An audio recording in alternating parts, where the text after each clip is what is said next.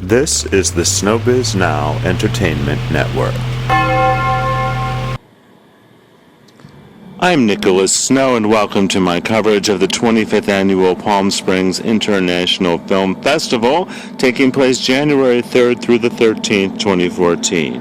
Coming up next, I show you the superstars that walked the red carpet at the gala, but more importantly, I got to ask a very important question of superstar Bono of U2 fame. I asked him a question, and you're going to see an entire panel discussion with Bono in this video. But first up, the question I asked him. And the reason that there's such an extreme close-up of my face is that I had the camera pointed at the 4 people participating on the panel and the interviewer, so 5 people in total. And when I turned it around to point it at me when I was asking the question, I forgot it was on Zoom, and therefore you have an extreme close-up of me. But frankly, the subject matter deserves an extreme close-up. So that's what you're about to see here at the 25th Annual Palm Springs International Film Festival. Stay tuned for Bono. God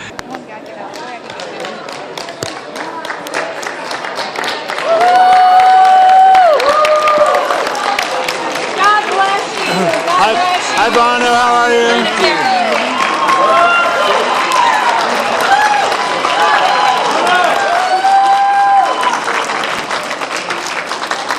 Have any questions here for anybody? And okay, right here in the front row, go ahead. I'll repeat it though so they can hear it. Bono, as a person living with HIV, I want to thank you for championing our cause, and I'm wondering what you would say about how everyone in this audience can do their part to end stigma against people living with HIV. Okay, if you didn't hear that, he's just thanking Bono for championing his cause. He's living with HIV, and he's wondering what can be done to end the stigma against people with HIV. Stigma's a big deal. It was 2 reasons why people didn't come forward to get treated. If you lived outside of the rich nations, it was because there's no point in coming forward because you couldn't get the drugs. So what's the point? But in the US and in Europe, people just couldn't deal with the stigma. It was the film community, really. It was the music community in the United States and in conjunction with activists, presumably like yourself, that turned things around here in the US. And you lost, 650,000, maybe more, people here in the United States to this tiny little virus. And one of the reasons why they didn't catch it on time was because of stigma. And people didn't want to deal with it. They buried their head in the sand. In South Africa, you had a leader of Thabo Mbeki who, again, he didn't want to believe that this disease exists because he had other things on his mind. And so stigma is the key thing, for people to be able to come out and have an AIDS test. Enter Nelson Mandela. He loses his son to this disease, and he starts then to campaign outwardly. And I think, I'm remembering this, he had an HIV test himself to show people not to fear it. Mary! How are you? Good to see you. Happy New Year. Meryl Streep. We love you. You're a timeless beauty.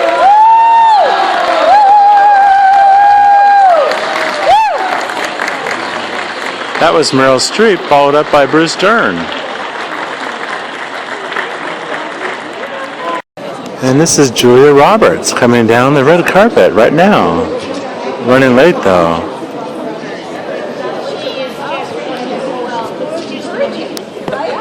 Fabulous dress. Hi Julia, how are you doing? Thank you. Julia, one question for public TV. What topic is the red carpet? You like being the red carpet for the public TV? Well, it's a mixed bag because I'm a very nervous person. But it's nice to be so supportive. It's Bradley Cooper and David O. Russell here on the red carpet at the Palm Springs International Film Festival. You are the best looking man in Hollywood, honey. The best looking man in Hollywood right there.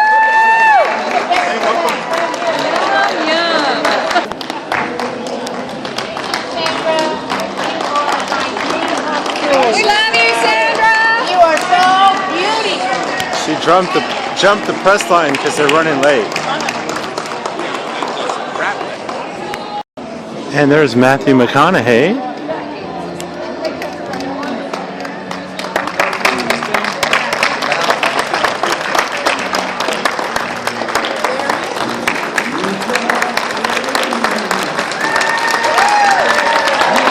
At the same time, there's a bigger and wider and broader debate, which I think is just so important because, you know, it's a very important question how we sort of tackle the present, you know, and understand the past, where we're going, where we want to go. So yeah, it's very humbling. I'm going on a bit, but thank you very much.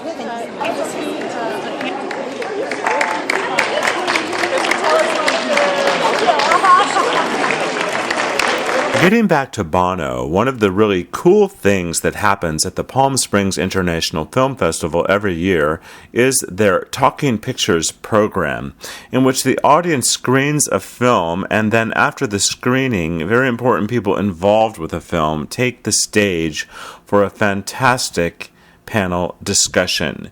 Because I am a journalist and fully credentialed, I get up close and personal, as in the front row, to bring you great photos and video. On Sunday, January 5th, I went to the brilliant screening of Mandela, Long Walk to Freedom, after which taking the stage were stars Idris Elba and Naomie Harris, plus Bono and The Edge from U2, talking movies and Mandela. Nominated for 3 Golden Globes, including Best Actor for Idris Elba and Best Song for Bono and bandmates The Edge, Adam Clayton, Larry Mullen Jr., along with Brian Burden, Mandela provides an emotionally riveting overview of 5 decades in the life of a man who changed the world, South Africa's Nelson Mandela. Yes. And her films include Skyfall, where she plays Miss Moneypenny. She's going to do the next Bond movie as well. The First Grader, from the same director as this film. Street Kings, the Pirates of the Caribbean pictures, and many, many others. Please welcome Naomie Harris.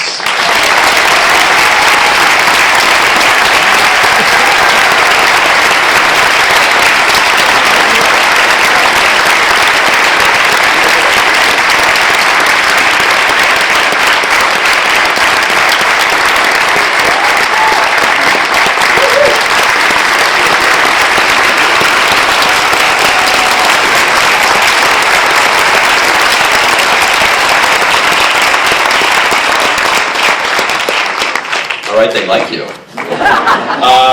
Okay, he is currently nominated for 2 Golden Globes, not one. One is for this role here as Nelson Mandela, and one is for his great show, Luther, which many of you may have seen, and for which he won a Golden Globe a couple of years ago. He's been nominated for Emmys 3 times, the BAFTA Award many times. Of course, in one of the greatest television shows of all time, he starred The Wire, and many, many movies, American Gangster, Thor, Pacific Rim, just this year alone, and extraordinary performance as Nelson Mandela. Please welcome Idris Elba.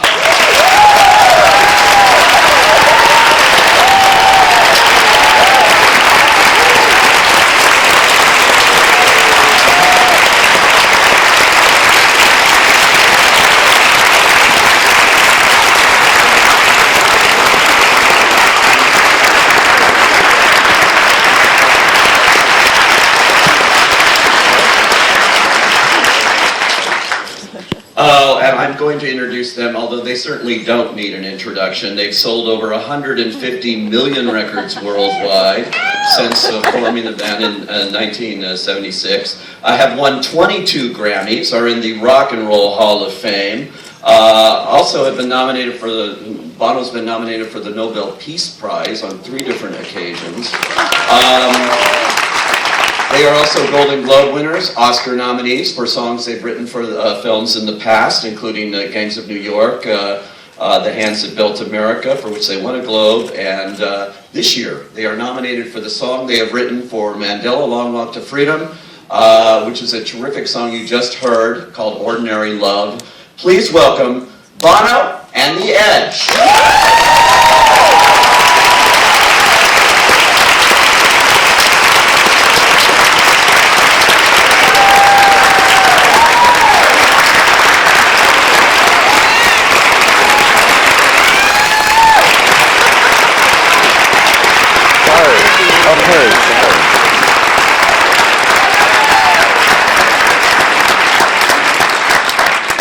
right, well, welcome to Palm Springs. And I should mention, too, that last night Bono and The Edge received the Sonny Bono Visionary Award here at the festival. What was that like? Was that fun last night, too? It was amazing, too. You know, we've been kind of what we describe as being on the oil rig for the last while. We've been in a recording studio working very closely with a very small group of mostly males. So to come out to such a glamorous event with the red carpet and all these beautiful ladies in their amazing dresses and the photographers and everything, it was really, it was kind of overwhelming. I remember this now, yes. We don't get out much. No. It was lovely. It was great, very well deserved too, and interesting. Sonny Bono shares sort of the same spelling of your name, different. It's actually very hard for me to say Bono. Almost impossible. On this time, The Edge.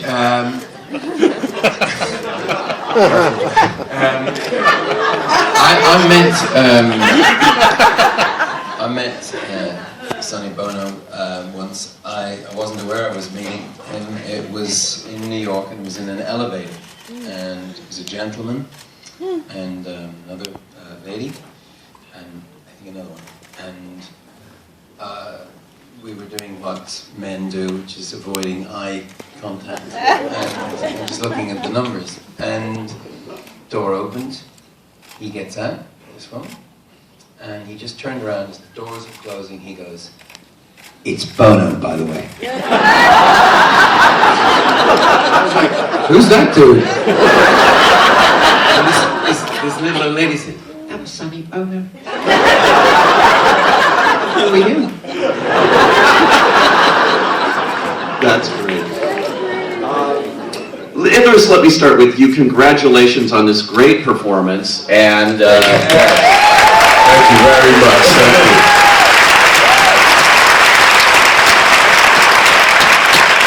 And I imagine there were all sorts of challengers going into this. First of all, the physicality. You don't look like Nelson Mandela. You don't think? No.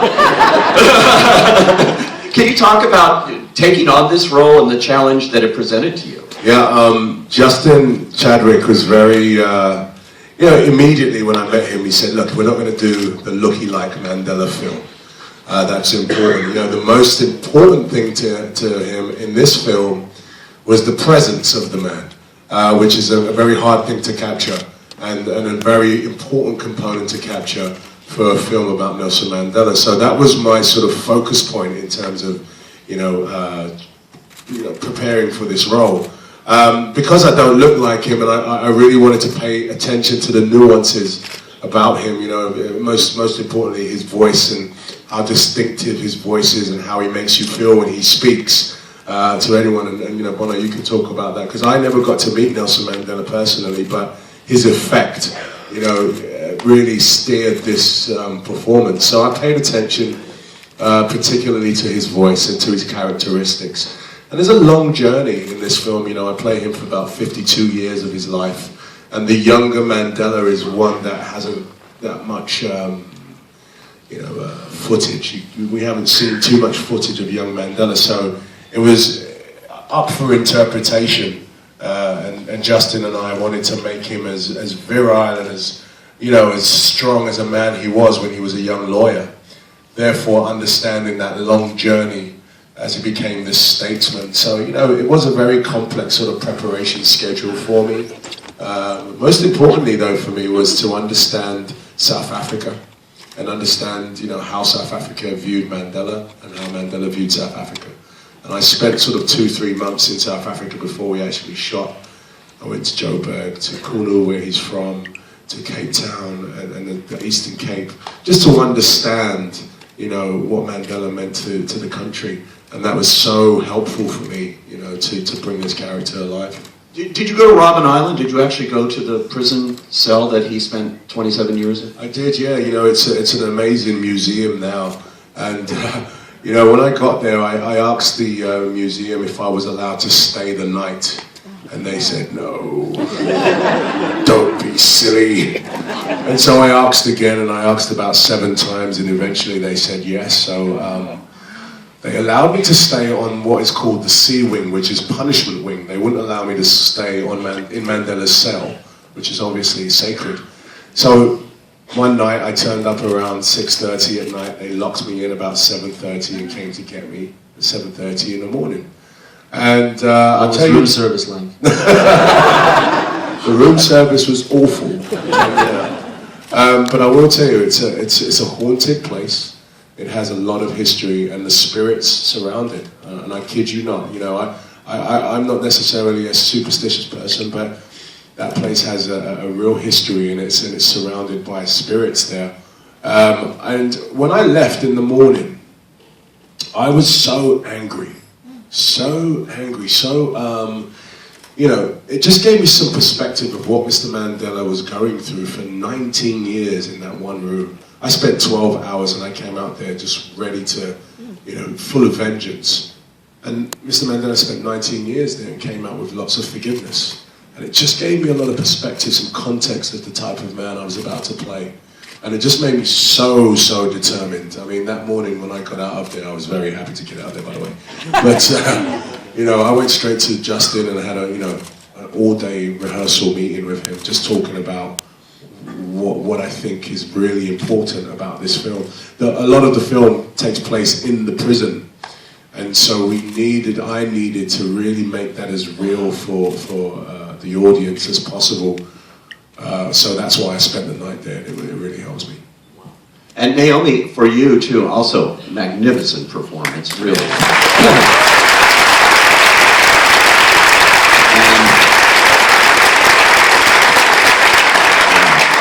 And you had Winnie Mandela to deal with, actually, and I'm going to ask you what she thought of it, but first, how intimidating is that for you to shoot in South Africa, in all those places, and know that Winnie Mandela is alive and watching? It was hugely intimidating. You know, I was absolutely terrified about taking on this role. And actually, the more research that I did, the more terrified I became.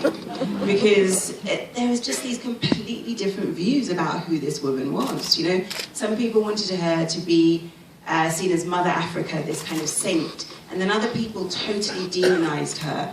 And I knew that she had to fall somewhere in the middle of all of that, because, you know, no one's either saint or sinner. We all live in the grey, and we're all incredibly complex. And the challenge that I had was to kind of, you know, develop empathy for the demonized part of her, and bring understanding to the saintly parts of her, and to kind of create a cohesive character out of the two. And so when I had the opportunity to sit down and have dinner with Winnie, you know, the question I really wanted to ask her was, you know, how do you see yourself? Which camp do you kind of think you fall into? And she was incredibly generous, because I thought that she would say, well, of course I'm Mother Africa, and, you know, portray me as this kind of saint. But she said, look, the most important thing is you do your research and you portray me honestly and truthfully. So she handed it back to me, and she said, you know, I had basically free range to create her as I saw fit, which was even more terrifying in a kind of direction. But it was incredibly liberating, and to have that opportunity, that challenge to really portray this woman in a way that I felt she hadn't been portrayed before. And it was such an honor to see her, you know, at the South African premiere, and she was there with the Mandelas and with her daughter Zinzi, and they were in tears by the end of the movie. And, you know, she says that's the first time that she felt that she's been properly portrayed on screen. It was a huge honor.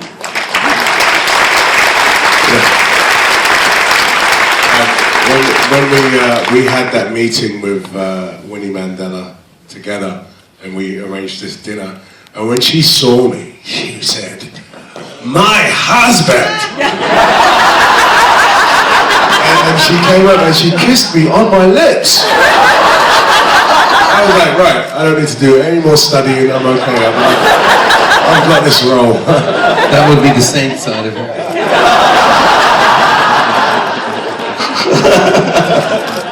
Well, Bono, you know them. You guys certainly know them well. You have a long relationship going back with Nelson Mandela, right to the beginnings, I think, of the band, right? When did you first meet? Our earliest involvement with the anti-apartheid movement was when we were students, and we just started the band.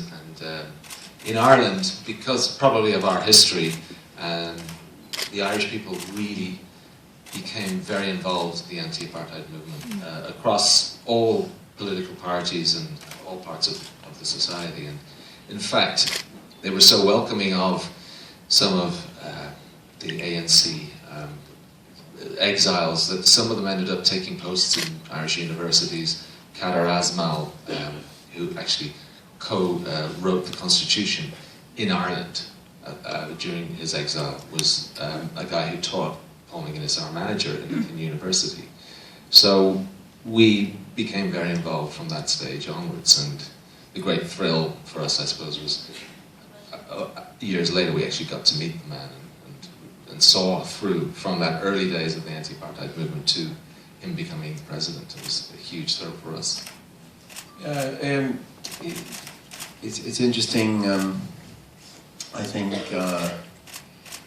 the most memorable photograph from the memorial, actually just a few weeks ago, being in South Africa to say goodbye to him, was of Graça Machel, his present wife, and indeed Winnie Mandela comforting each other.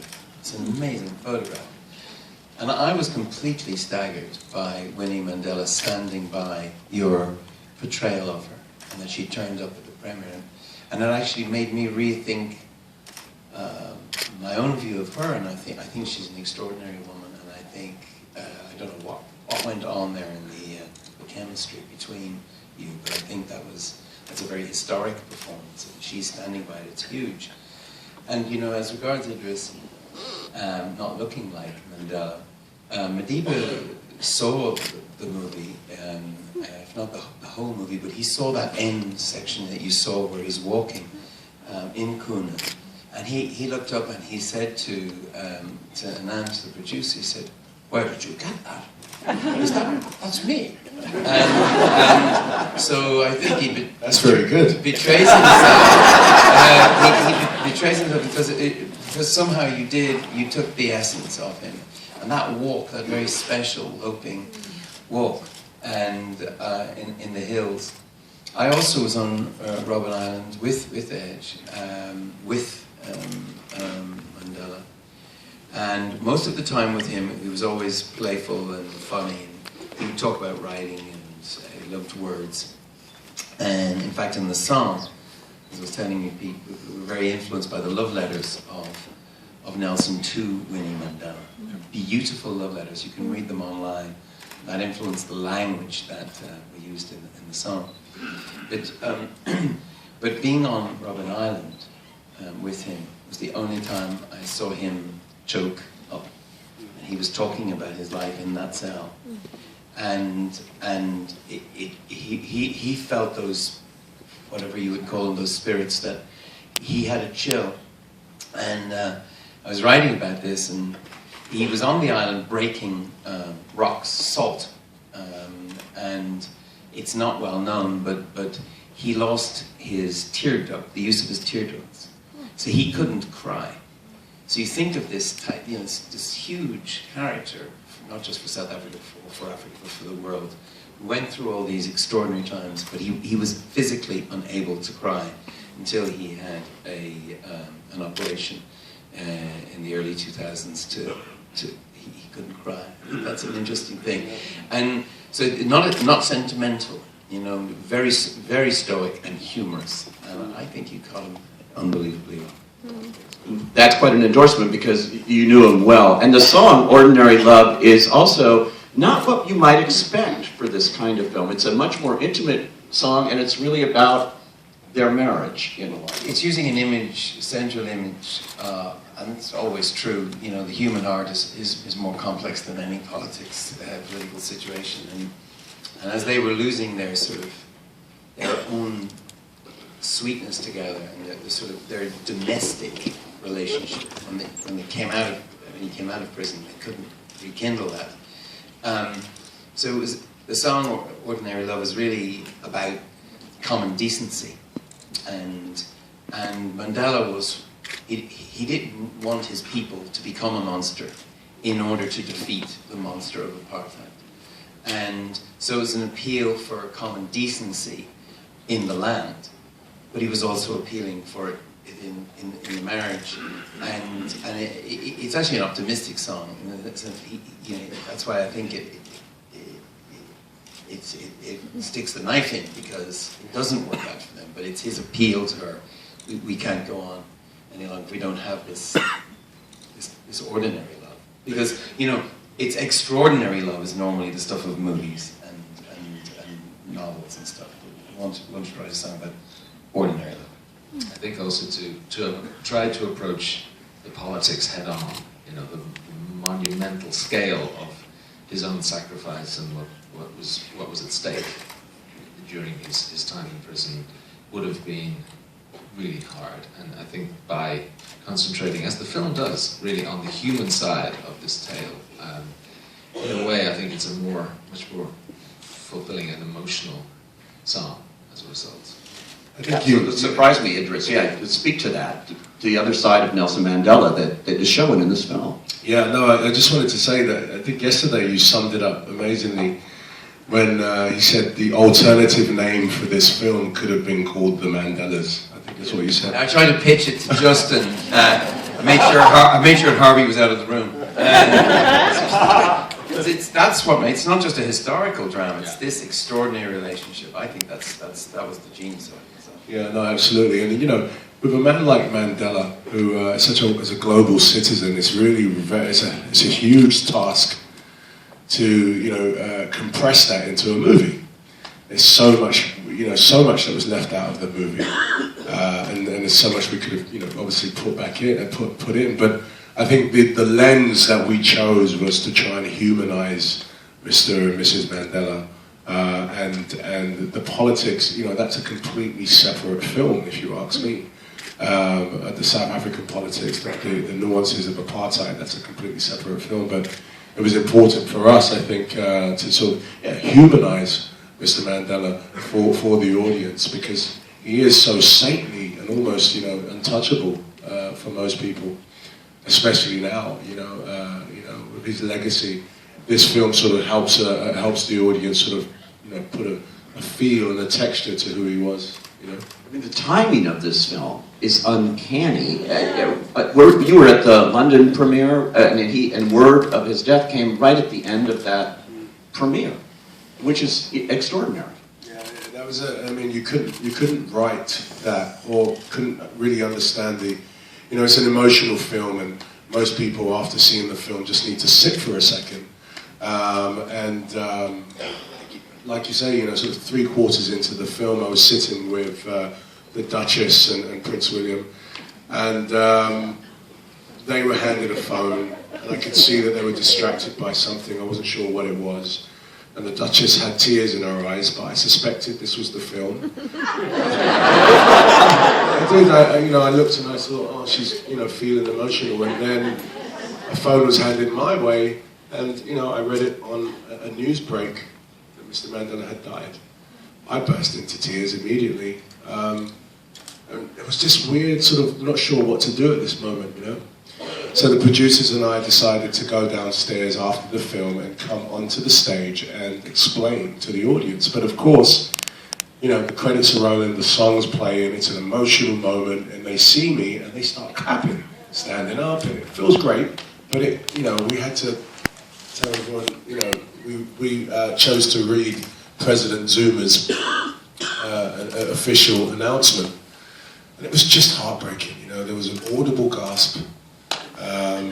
People were, I guess, reminded of who Mr. Mandela was, and then at the same time told of his passing. It was just a very, very, it gives me chills even speaking about it now. But it's a bittersweet. I was saying to Bono yesterday that when that happened, I didn't want to go ahead and promote the film anymore. I wanted him to rest in peace. I didn't feel it was appropriate. But after sitting with Zinzi and Zanani, his daughters, who looked me in the eye and said, no, absolutely not. You take this film and you take this legacy and you keep going. And that was, for me, that was just the day after they told me this, and I resigned to their wisdom actually, and their father's wishes, to be honest, and here we are. It's almost like Madiba stage managed his own exit. And it would be very much in character, because he thought deeply about his own passing, and as we all have done, and everyone in South Africa has for years. Oh, he's passing. Okay, good. Because of course, you're okay, right? The big question is what now? And so the film, I think, serves a very important role in shedding light on his legacy, and really it's a kind of call to action for everybody who has any kind of stake in that legacy to step up and work even harder to make sure that it is not squandered. Yeah, you realise, on this continent, and this extraordinary continent of Africa, which is going to be so important in the future, as it's exploding with energy and excitement. But you realise that the greatest resource, they have so many extraordinary resources in the ground and in the people on that continent, but the rarest resource of all is leadership. And it's the hardest thing to find, and you realise when you're looking at the news and you look at what's happening with the Arab Spring, or you're looking at what's in Syria, and you look and you think, where's the Mandela? That's what you're thinking. You mightn't put his name on it, but that's really what you're looking for. Where's the Mandela in the Middle East? Where are the people who are ready to sort of give? There's plenty of people ready to take a life for what they believe in. There's very few people ready to give their life.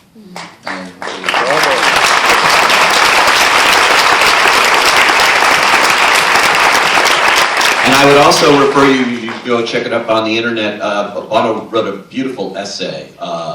It's on Time magazine. Yeah, really interesting to read. You want to check out. And I want to see if you guys have any questions here for anybody. And okay, right here in the front row, go ahead. I'll repeat it though so they can hear it back. Bono, as a person living with HIV, I want to thank you for championing our cause. And I'm wondering what you would say about how everyone in this audience can do their part to end stigma against people living with HIV. Okay, if you didn't hear that, he's just thanking Bono for championing his cause. He's living with HIV, and he's wondering what can be done to end the stigma against people with HIV. Stigma's a big deal.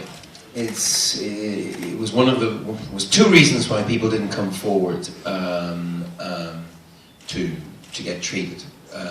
If you lived outside of the rich nations, it was because there's no point in coming forward because you couldn't get the drugs. So what's the point? But in the US and in Europe, people just couldn't deal with the stigma. It was the film community, really.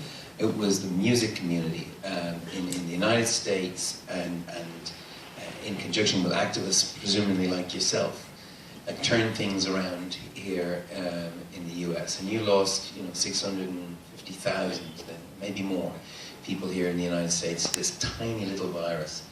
And one of the reasons why they didn't catch it on time was because of stigma. And people didn't want to deal with it. They buried their head in the sand.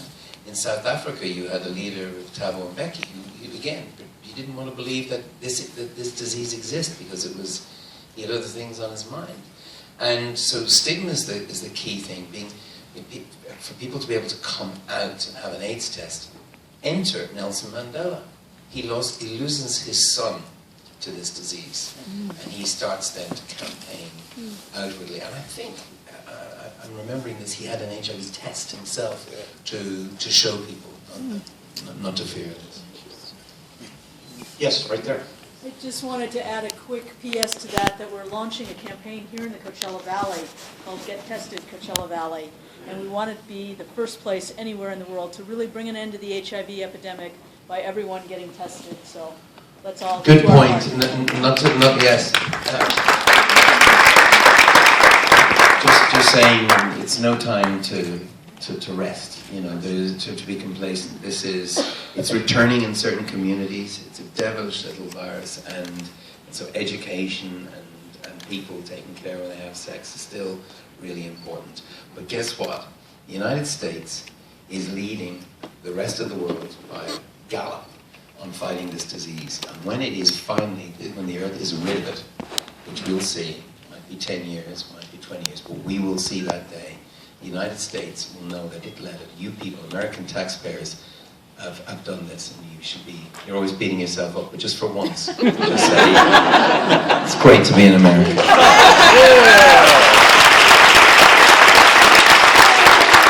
Yes.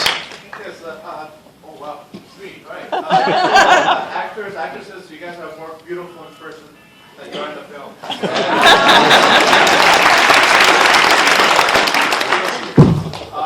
Bono, Edge, Mr. Gislin, Much taller in real life.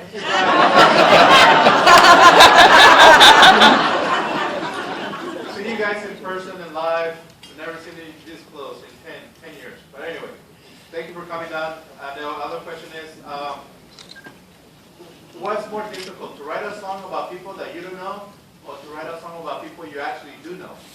And the last thing is, you stick around and sign my LP. Okay. Thank you, sir.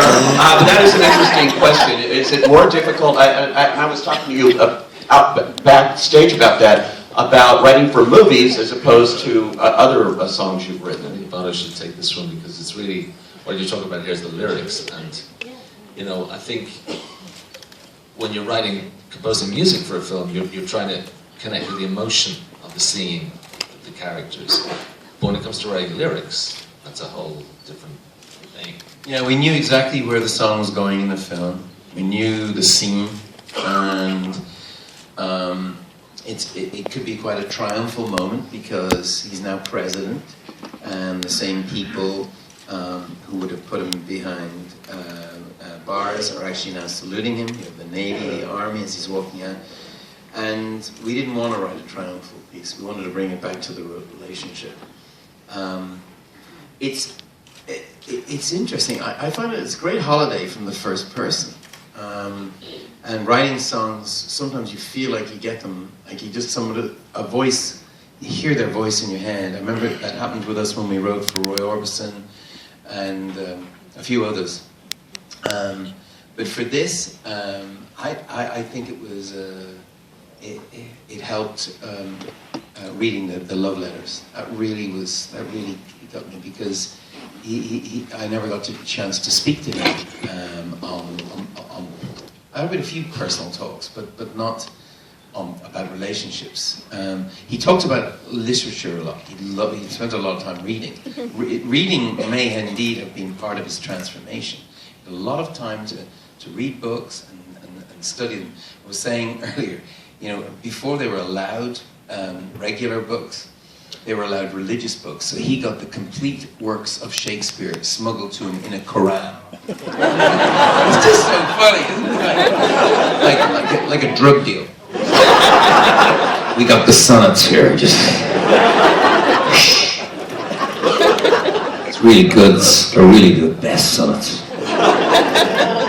Can I add to that very end? This is my moment, ladies and gentlemen, my moment. Because I haven't had the nerve to even bring this up in front of Bono and The Edge. But when I was in South Africa, I DJ, and I've DJed most of my life, and I've always had an ear for music. But when I was in South Africa, I was blown away by the music, from the traditional music to what is called the house, the Kwaito sound now.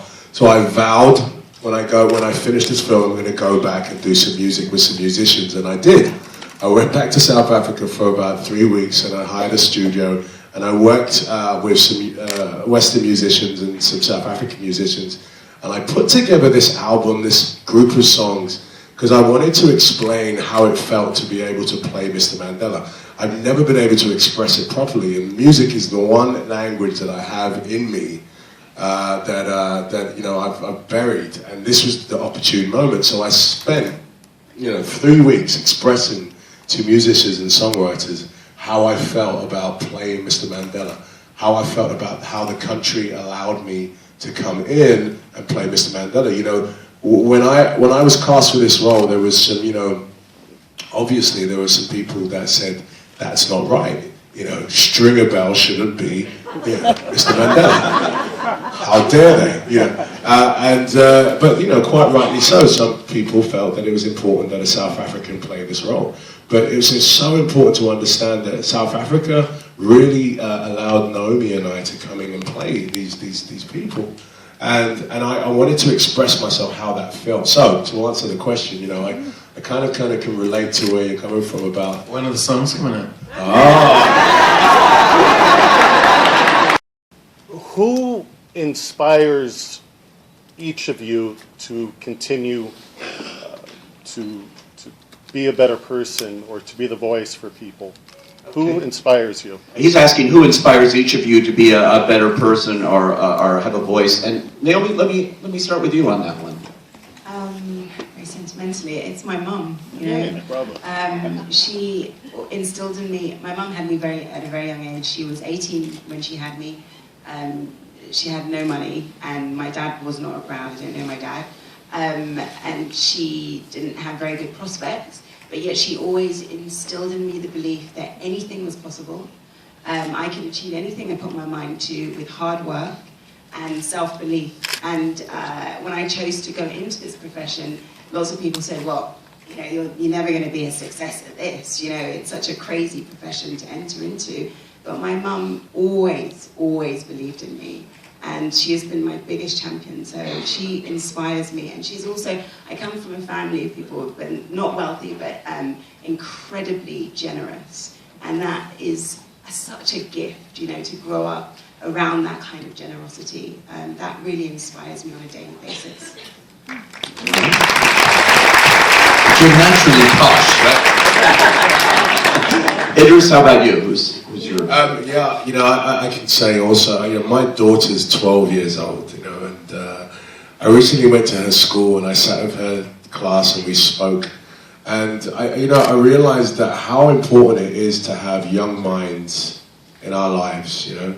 Young minds, because young minds can be still guided, you know, and influenced in a really interesting way. But their curiosity is what inspires me. My daughter's curiosity, she saw Mandela. It was her birthday yesterday, actually, and I sent her the film as a screener, excuse me. But I sent her the film because I wanted her to see the film. She was having a sleepover with her friends. And I said, yeah, play this movie, it'll be great.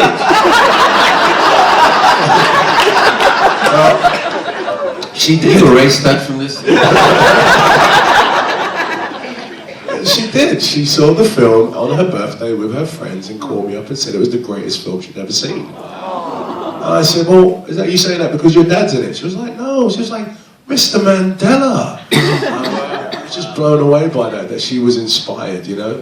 And that's, you know, for me, that's my inspiration every day, you know, that I can sort of, young minds can be influenced by what we do as entertainers and stuff, you know? Edge, how about you?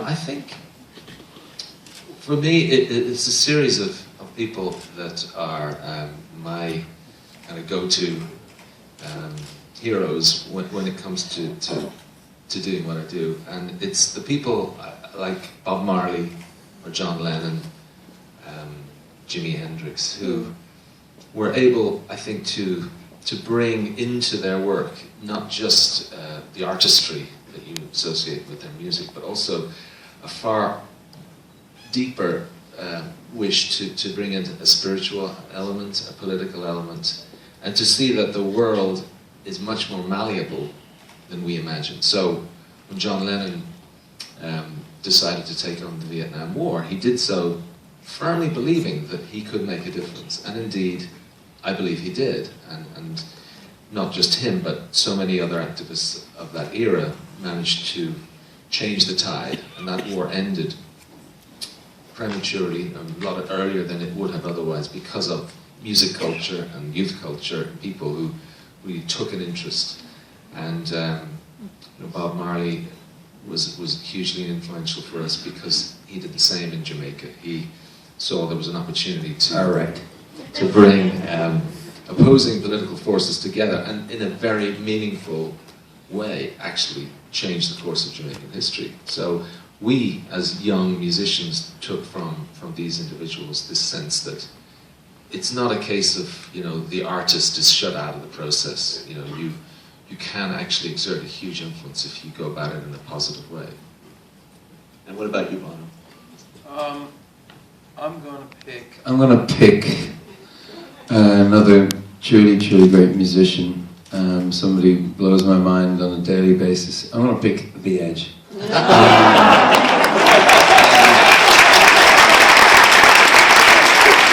Because I work with the dude, and I see up close his attention to detail, his intellectual rigor, and his modesty. I think he's the most extraordinary guitar player of the last 25 years. I've never met anyone who disagreed with that, except him.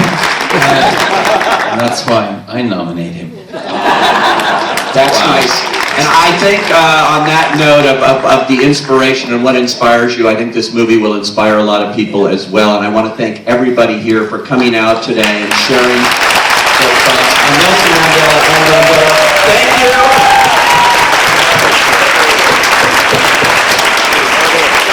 Thank you. Thank you. Thank you very much. I appreciate it. Me with Bono. Hi, Bono. It's a beautiful song, isn't it? It's You like please. the song? I was going to make a question. My question is, like you would do a walk-on every night for Angston. Can you sign it to Moda? Is there a chance? I don't have a chance that. Snowbiznow.com for more. We're working on it now, but That would be great. Please don't. that's your suggestion. Oh, where did you get that? He got it for me in the last year. That's mine. Did the shades? I couldn't go, and I made sure, like, please ask him. Why don't we sign this for Moda? Yes, you know, Moda's the tall Spanish guy. Yeah, My husband. That's your husband? How do I spell M-O-D-E-S. High school years. Thank you very much. How long since you've seen one of these? Goodness, look at that. That's amazing. There's some heartfelt with pride and Thank you. Oh, that's really good to hear that. Who's this one for? Rhonda, R-H-O-N-D-A. Can I get a picture? Sure. Thank you, Bono. Coming over. Here you go. Here, will you take a picture? Sure. Step right up.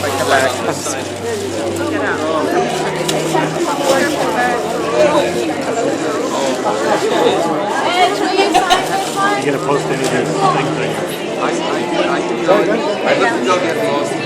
So there you have it. I'm Nicholas Snow for snowbiznow.com with Bono, The Edge, the stars of Mandela, Long Walk to Freedom. Thank you for joining me. Tune into snowbiznow.com for more.